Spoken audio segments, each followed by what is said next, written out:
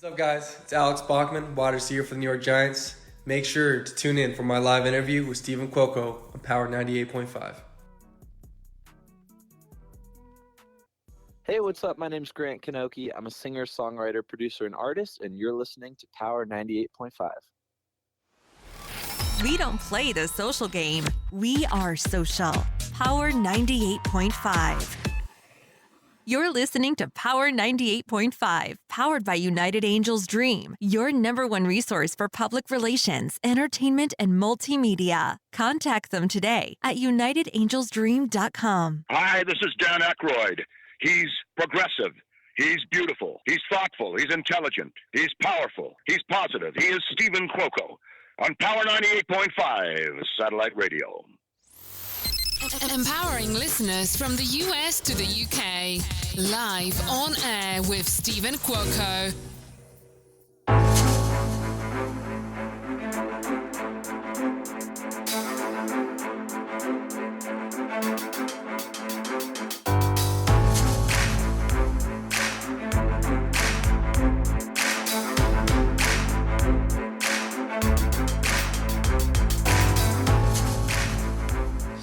It's an awesome and incredible, spiked up, energetic moment I'm having here with my good friend Alex Bachman, New York Giants wide receiver. If you haven't heard about this young, talented man, before he became part of the New York Giants, he was an ACC academic honor roll student in college going back to high school. Bachman excelled in academics and on many fields and courts. He was a football, track, and basketball ace, and he earned his way into being a three-star recruit, which is why he landed in the ACC with, at the time, Wake Forest. How are you, Alex? I'm great, Stephen. How are you? I'm doing fantastic. You and I have been building a really strong friendship here before doing your live interview, and I'm super stoked about you and what God's got planned for you in the future, and to understand how you and I relate so well in faith, familiarity with our upbringing, both of us having fathers as, military veterans. It's quite an honor. It's great to be here, Stephen. Yeah, I'm really excited. The Lord's doing good work each day for me. So every day is a different journey, but I'm excited for the path He has me on right now. I'm excited to be here. Your path is golden. It's golden. Yeah, every day is different, but comes and goes. But every day is a blessing. So I'm just really excited for every opportunity I have. So to be on the show, I'm really blessed and thankful to be here. Thanks for having me. You're welcome. And it's well-deserved. You're 24 with many blessings ahead of you. Take us back. Where did it all begin? I was born in Thousand Oaks, California. My parents specifically chose to raise me in that area because at the time my dad looked up most, safe places where, he could raise me and not have to worry about me in the environment I was in. So I grew up there, spent my entire life there. Was always a private school kid. I grew up going to, school where I could learn and grow in my faith. It was never forced, though. It was always a choice for me.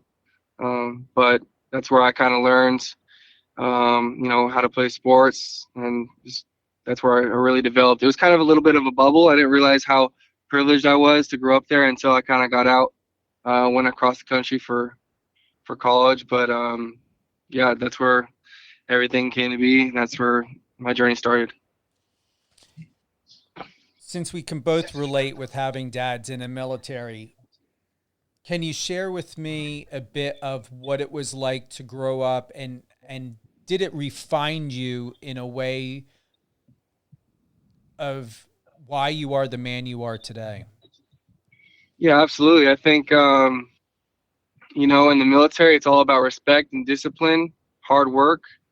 You got to sacrifice yourself for the betterment of your squad.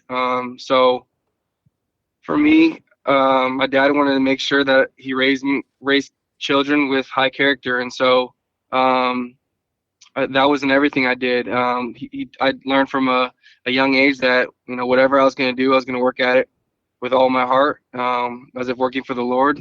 That's what's written in Colossians. And so when I told him that I wanted to be a professional athlete at a young age, and told him that's what I really wanted, he did everything in his power to, discipline me in a way that would give me my best opportunity to accomplish my dreams. And I think as that goes for both my parents. My mom the same way. She's always been supportive of my dreams. And I think at the time growing up, I was raised a little bit differently than my peers, and I didn't understand it. I didn't understand why I didn't have the same freedoms, why my parents were stricter, why I didn't get to do the same things as other kids. But I look back at it now, and understand they're just protecting me and raising me in a light that would give me, I would grow up with respect, learn different things, just learn that whatever you do, you're gonna have to work for it if you really want it in life. Nothing's gonna be given to you, everything is earned. And so I had to do that all through high school. And I think tensions grew when I got to high school, and I wanted more freedom. I wanted, to be able to stay out late and do what I wanted to do. But my dad was protecting me from getting into trouble that I probably would have definitely gone into if he hadn't been watching over me. And I look back at those times and I'm like, yep, I'm where I am today because of those decisions that my parents made. So it was strict, but I think I'll raise my kids the same way because I think it worked out for the best. Have you noticed a difference from when you were with Wake Forest until now, or do you find, or have you found that you are the same person and you continue to live by the morals and values and respect, and it's just the people in your life that's changed? Oh, I've definitely grown. I try and grow every day and improve as a person. I'm definitely not the same person I was in college. When I went off to college, obviously, I am given more freedom, and sometimes there's no better teacher in life than experience. So I had to go through trials as well as tribulations on my own. And I think when you're on your own, that's when you grow the most. And, I have a little metaphor for it, but when you go to the gym and you're lifting weights, that's pain. There's a lot of pain there, but that's how you grow the most. That's how the muscles grow the most. If you're not willing to go through that pain, then you'll never grow. So all through college, even still now through football, football is all about getting, hit, falling down, and getting back up on your feet. And so I think that's also been a big part of my life, and that's taught me a lot. Just the fact that my parents put me in sports, I've learned a lot, and it's developed me as a person as I've gotten older. So I've definitely just try and grow each day and improve as a person. And that's not just as an athlete, but that's just as a brother, that's as a son, as a friend, as a teammate. I want to be someone that walks in the room and improves the room when I walk in, and try and touch people day in, day out, and make a difference in as many people's lives as I can. To touch on that, Alex, it brings me back to our conversation, and I wrote this down. I really love this little bullet point. When we make mistakes, we think everyone noticed and judged me. Mm-hmm. Remember sharing that with me when I was being transparent with you. Yeah. Do you find that is something you help teach people in and out of sports, or on and off the field, that what someone sees about themselves is a self-reflection, and not everyone else is taking quite the notice, and to find patience and understanding, prayer? What do you teach someone who is having a very difficult time internally and just don't know how to process it, or don't know who to confide in to share it? Yeah, I try and take everything with a positive light. I always try. I've had a lot of dark times in my life. Not everything has been blissful. I There was a specific time where when I got to New York, and um, I was facing depression. I was in a new place. It was cold. It was dark. It was, different. I just got out of a relationship, gotten complete blindsided by someone that had been my best friend for a long time. So I was dealing with a lot. And I remember my dad just telling me that life is 10% what happens to you and 90% how you respond to it.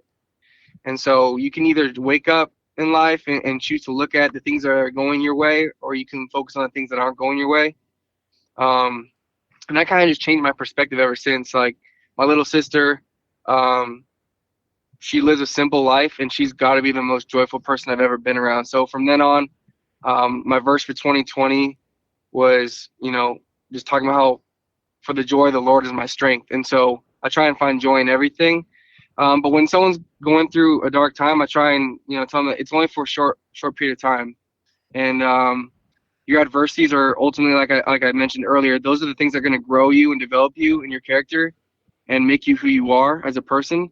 So don't dwell on the things that, on those little moments. Everything will come to pass. Life is full of ups and downs. But going back to your point, like if you ever go through something embarrassing, like a specific moment, I think it's really easy for us to think, oh, everyone's looking at us, like everyone noticed that about me. But I think everyone's so focused on themselves and their own insecurities and stuff. Like, people move on from that. Like, just yesterday I was in the gym, and I was doing this band work, and I was probably doing too much weight, and then the band came from underneath me, and I fell on my back, and then there was probably 30 different people in the room.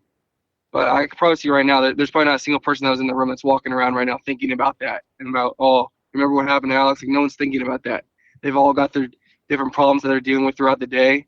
Everyone has their own issues. So, I tend to just try and focus on the future. What's the next step for me?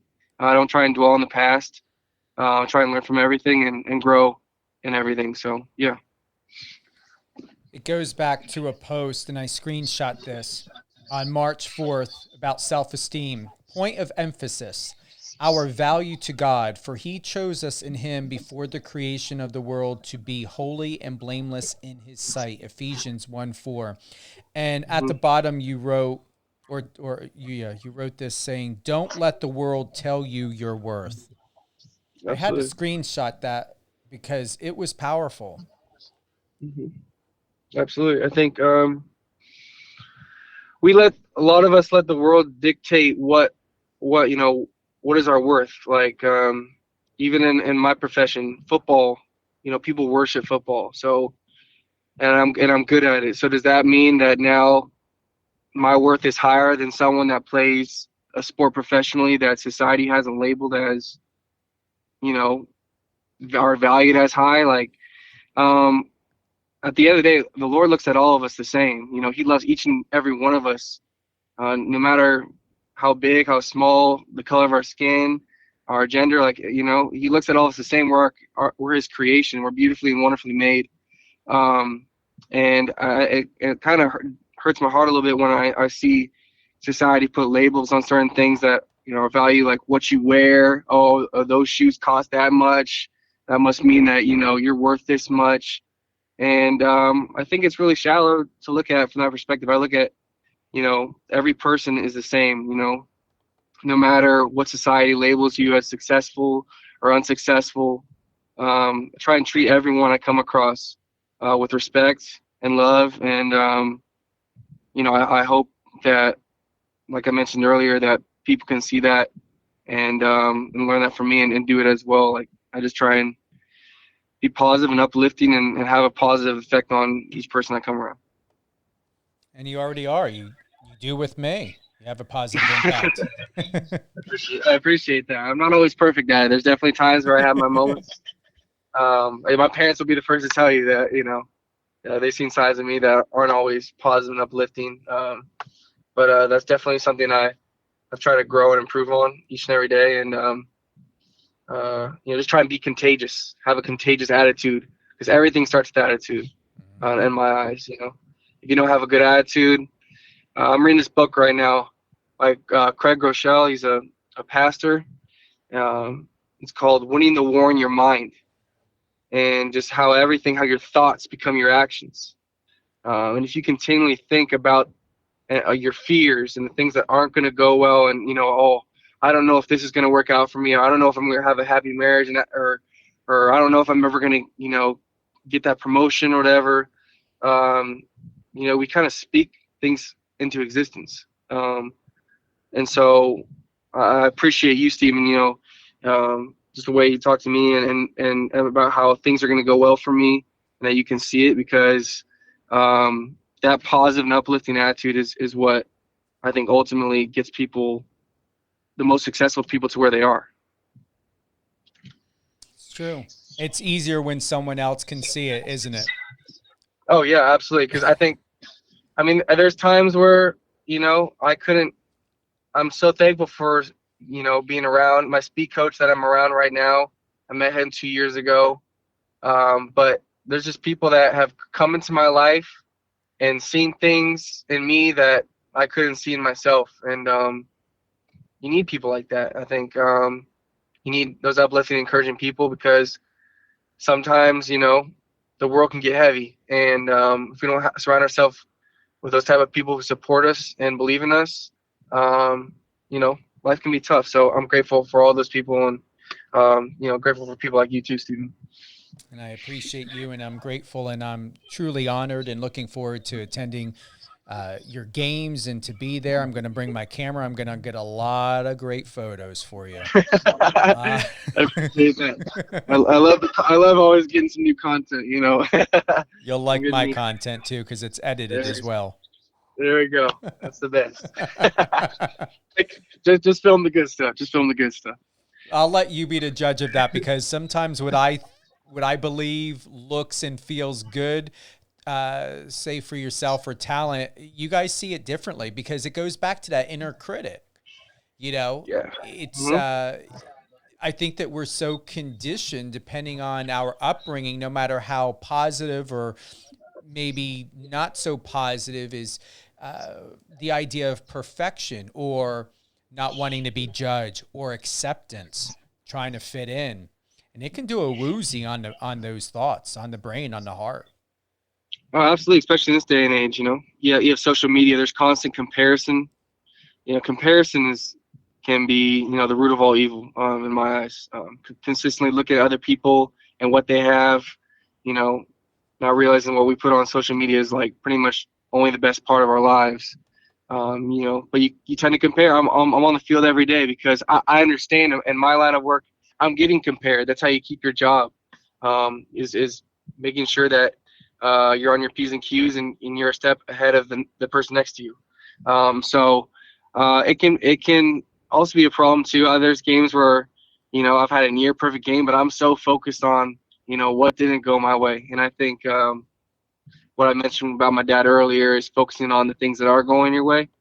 In football, we talk about having a short memory, playing the next play, just moving on, because you can only control what you can control, and you can't control the things in your past. You can only control the things in your future. But yeah, like you said, I am definitely my harshest critic. There's times where I'm a little too hard on myself. And I think that just comes from comparing yourself to other people. You see other people put up certain numbers and statistics, and you want to put up those numbers. But what's meant for you will come. What God has planned for you will come. So, sometimes it just takes those little reminders, for me to come back, look at my Bible, read devotions, to get those little reminders, of how blessed I am and how I should be thankful for each day that comes in and out. Something came to my mind because of what you just shared. And what I would like to do is digress back a little bit to your relationship to the woman that you've known for a very long time, and, where you were blindsided. Have you found complete peace and serenity knowing that that hasn't tarnished or jaded you consciously or subconsciously, and to believe and know that you will continue to allow people to embrace you and to get close to you, and for you to keep your heart open, so that when the season comes, as I told you, everything has a season, to let someone in and close to you? Yeah, absolutely. Yeah, it was tough for a little bit. It was definitely tough for a little bit. But what I like going back to what my dad says, you control your own happiness, you know? And so I'm never gonna put all my happiness into one person. I think that's something that I did and I learned from it. But you create your own happiness. That's what I try and do. And it starts with your attitude, like I mentioned earlier. But no, I actually I was in another relationship recently, and it was a great relationship. And so I have given myself up again. You know, I'm not gonna let anybody that I come in contact with have an effect on who I am as a person.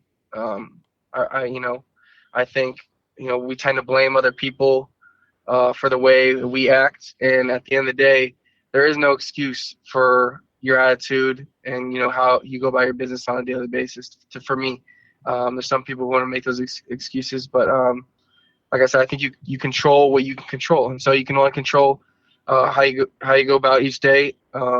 When you wake up, I can't control yesterday. I can only control, you know, right now, these next, you know, whatever, 12, for me it's 12 hours, and then we go to the next day. Um, so like I said, you know, that's not always been my attitude, but it's something that I've had to learn as I go. And there's a quote that my offensive coordinator always says: you're not going through it, you're growing through it. And I look back at that time and that month of, you know, couple months of struggle as a time where I grew. And so I've learned from it, and I'm excited for all the new relationships and people that I meet and people that I come across. And yeah, I'm just going to control who I am and not worry about anybody else, and not let anybody else's attitude affect who I am as a person. Very admirable. And for those that are tuning in, we've got Alex Bachman, wide receiver from the New York Giants, number 80. Brilliant Sir. young man, great heart, full of faith. Definitely we share something greatly in common, our devotion to our Lord, to what we believe in, to what we believe and know for a fact of what our purpose is here for in this world, to live without labels, judgment. I did, you know, share this with Alex before. I believe I've said it on one of my other shows who I interviewed, that my mother always said, God doesn't make mistakes. I'm going to add by saying it doesn't matter whether you believe in God or not, in a way to where you're not a mistake. I say that because I know that people do struggle with not believing in what is not seen. But remember, you are seen. You're a reflection of yourself. You're a reflection of what you do. And with that, whether you bring in religion or spirituality or whatever it is that a person may be, what we share in unison as human beings is, what would you like to be known for, recognized for, and remembered?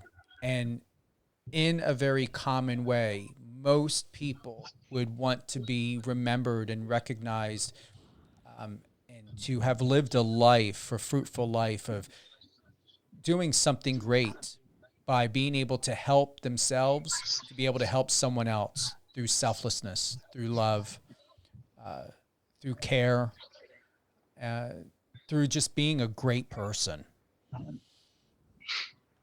Absolutely. Absolutely. Yeah, I mean, you hit the nail on the head. There's a motivational speaker. His name's Inky Johnson.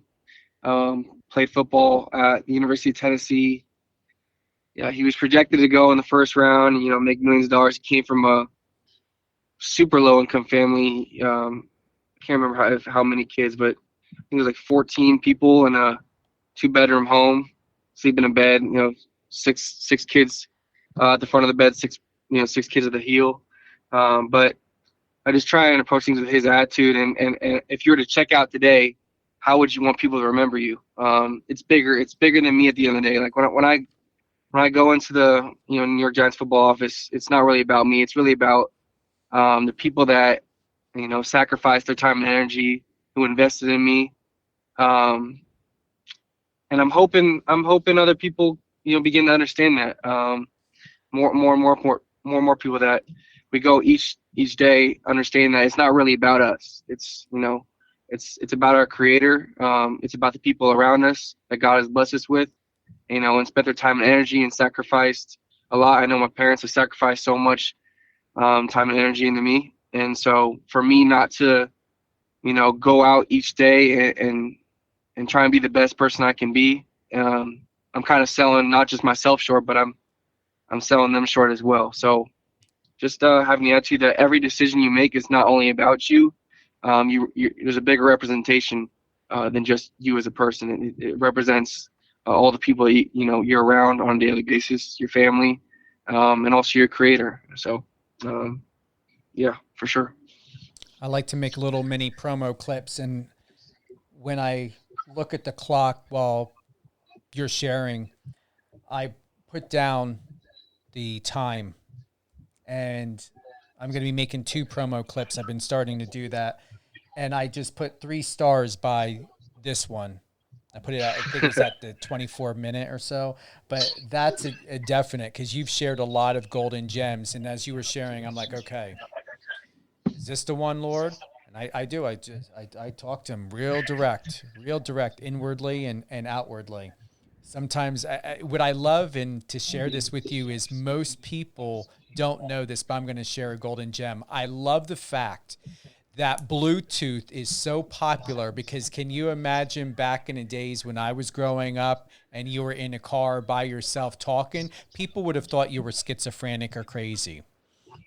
Or on drugs, no lie. Now, because of Bluetooth and hands-free, we can have conversations in our vehicle and people are not going to think anything about it. And I literally have open conversations with God in my car, and I'm sitting there, whether I'm at a stoplight or whatever I'm doing. Not that I cared before, but it's just so comforting that I can have inner dialogue and outward dialogue, and I'm not feeling subjected of thinking that someone's looking at me as crazy. And it's absolutely beautiful. So within my inner dialogue, because I didn't want to speak out, because then I would have interrupted you. So inward, I was like, definitely, we're going to hit at least one is going to be at the 24-second or 24-minute mark. And sure. It's funny you mentioned that, because I specifically remember as a kid, my first year of playing flag football, I would have been 2004. I think Bluetooth was just becoming a thing, and one of my coaches had a Bluetooth earpiece in his ear, and I didn't even notice it, but I saw him talking on the phone, but to me he was just talking to himself. Because it was the first time I'd ever seen anything Bluetooth. So he was just using his hand. He's over in the corner talking, and I was beyond confused. So it's funny you mentioned that, because I remember that picture the first time I ever came across Bluetooth. I thought he was nuts. And let me tell you something. You've probably been around. There's certain places that you actually may not want to do that. Be looking like you're like back then. Like, what is he doing? What is he or she doing? Who are they talking to? Who are they shouting out? Where are they getting all crazy? Unless it seemed like they were listening to music. At least here in the Northeast, you did not drive around looking like you were talking to yourself. I'll just put it like that. Because you would have gotten pulled over by a cop too. Sometimes they would be wondering, okay, is this erratic behavior? And it has happened. Not to me, thank God, but I do know people who've gotten pulled over for drunk driving. They were, or possible, because they didn't understand what was going on, and you hit the box nails through the board with one hammer swing on that, Alex. And that was during a time when Bluetooth was coming out, but people did not know. And police here in the Northeast, they did pull you over if they thought something was suspicious or crazy. I had no idea. I had no idea that.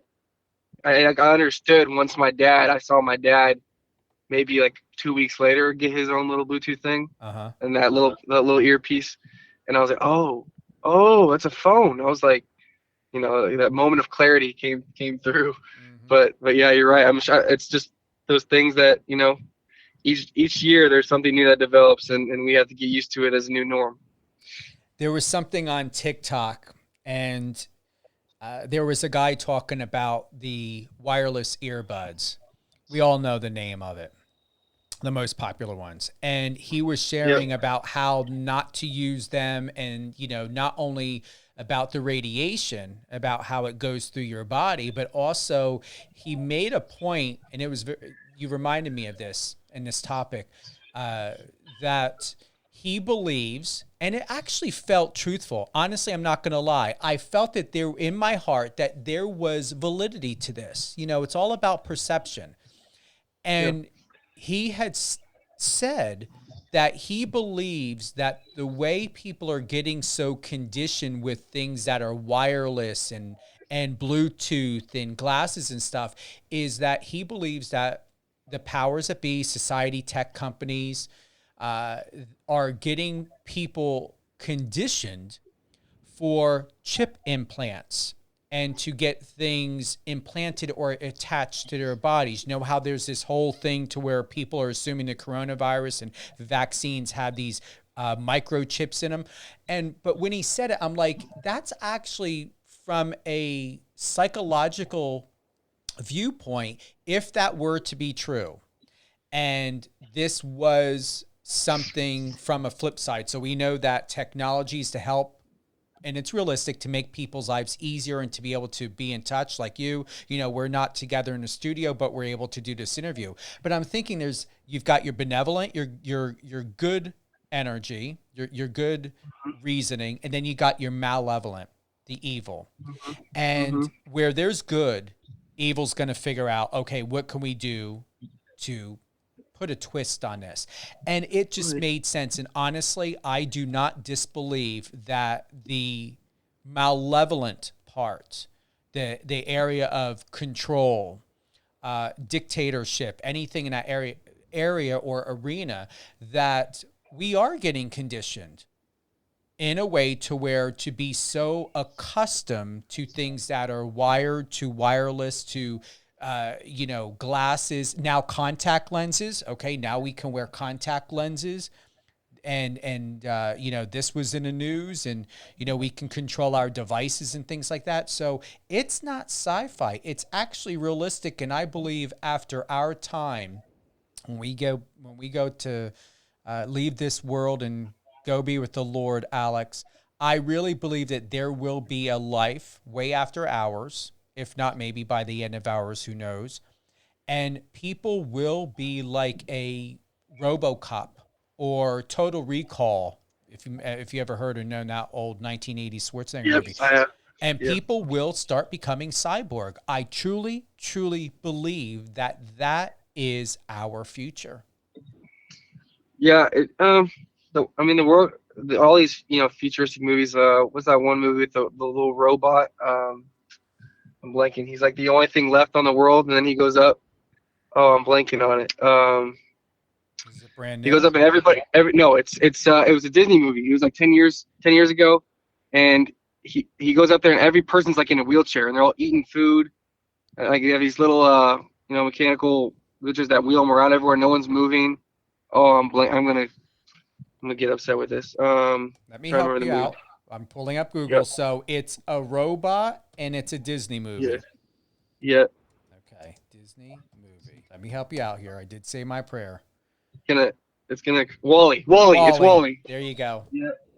Wall-E. No, all these different movies. It's interesting that the way the technology is improving, and like you said, it's supposed to improve your life, and I think there are a lot of technologies that are. But like you mentioned, everything, there's malevolent energy. It's a spiritual battle constantly. There's spiritual warfare going on around us constantly. And so where there's good, there's also bad. And like the easiest example that people make is the social media example. So many benefits. You can meet so many different people so quickly. I mean, I can access different people. You get to see what's going on in different people's lives. And just the phone, there's the phone. You have, you know, maps, all these different apps, everything at the snap of your fingers. But at the same time, we have like this new weird energy that's been, coming over the world this last most recent generation. There's 3-year-olds that know how to like log into iPhones, and it's almost becoming like a drug. You know, kids can't operate without their phones, and now relationships are being, all through the phone, all through text messages. People aren't as good face to face, and I don't know. I don't know if it's a complete healthy environment. If we're developing a healthy environment for the next generations to come. I have different opinions on it.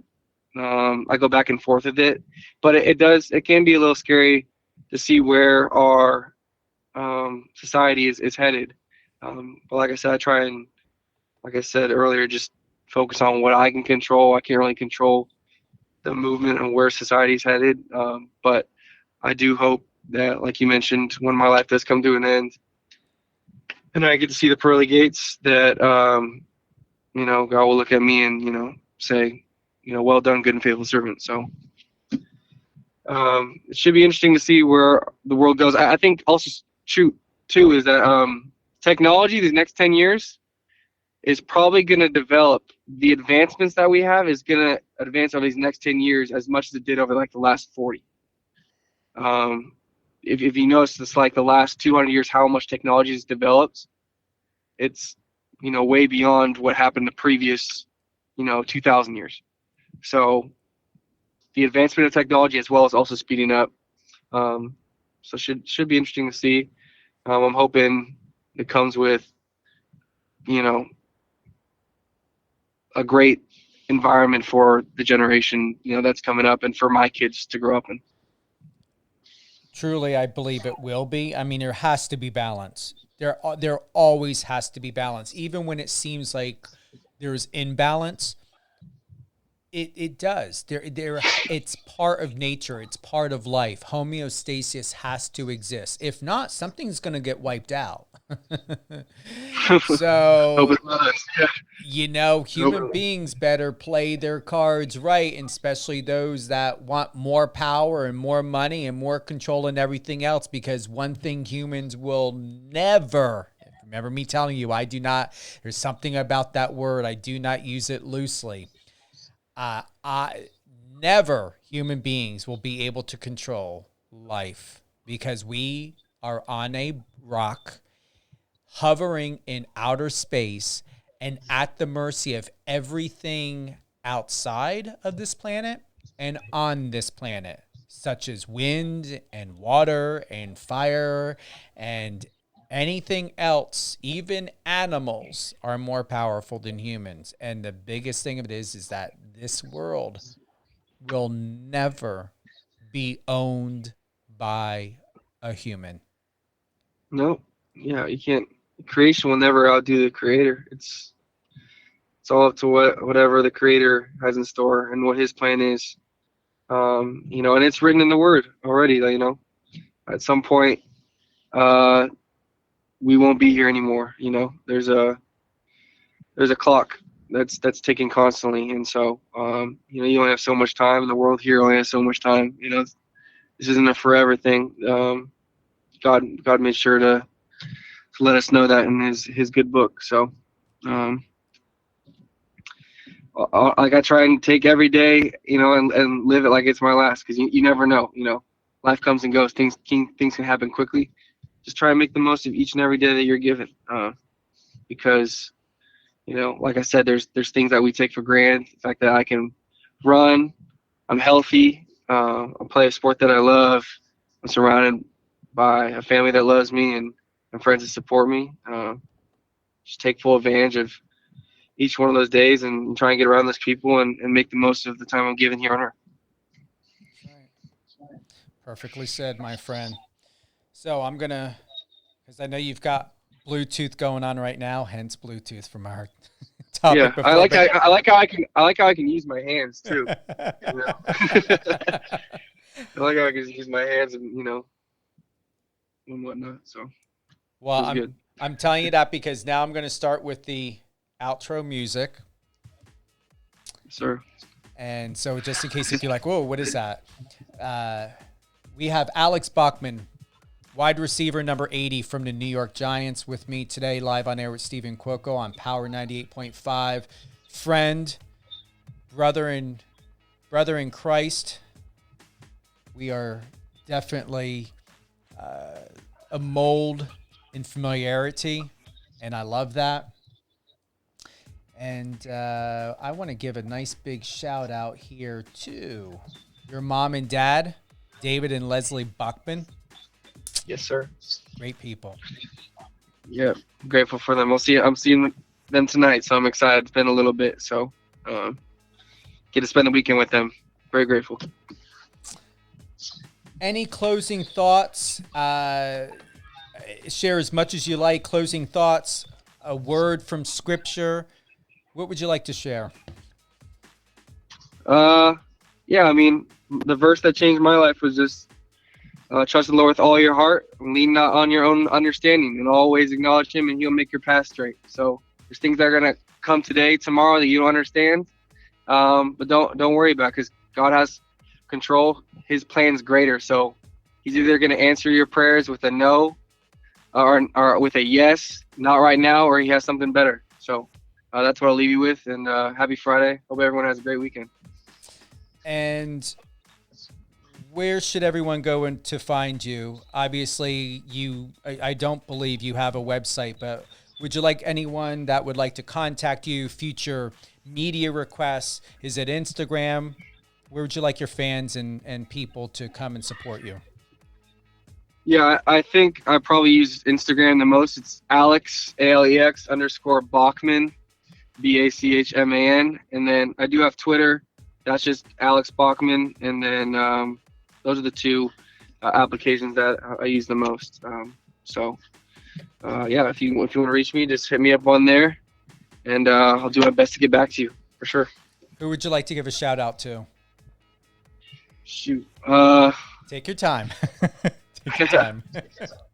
Les Spellman, my trainer, that I'm working with. Just not just a friend, but a mentor to me. Truly grateful for him. I want to give a shout out to my little sister. She left me a voicemail yesterday. I haven't gone back to her yet. She recently just got married. So congratulations to her. She's 2 months ago. I want to tell her I love her, and I miss her, and I'll see her soon. My older sister just got a job with Dave Ramsey. Congratulations to her. She's going to be moving to Tennessee. Love her too. And then mom and dad, can't wait to see you when I get home tonight. Awesome. Yeah, definitely let me know if you want to text me what your mom made for dinner, or are you guys going out for takeaway? Are you dining in? Not tonight, but my older sister just turned 27 years old on this past Monday on the 9th. And so we're going to go to dinner at Mastro Steakhouse on Sunday. So I'm really excited about that. Give me a nice steak and maybe a lobster tail. Oh, wow. Yes. How do you have your steak? Just medium. I like it medium. Smothered in A1 sauce or no?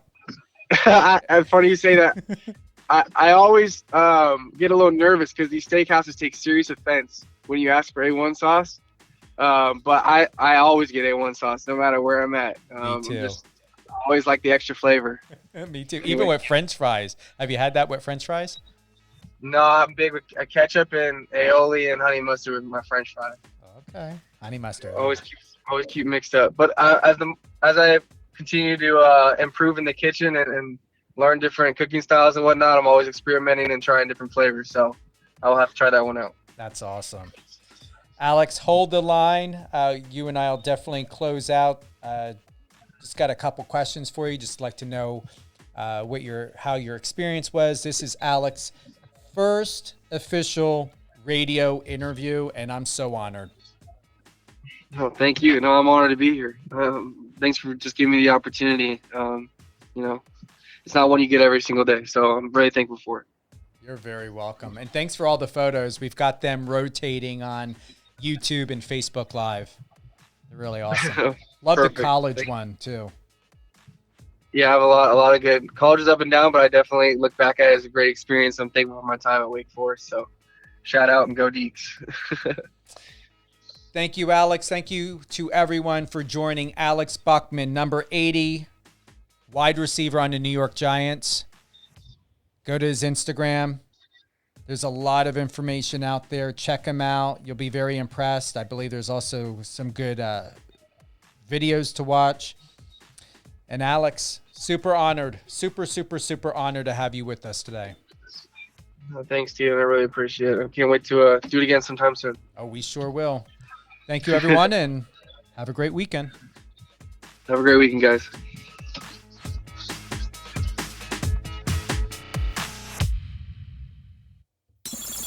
Friend us on your socials and let's connect.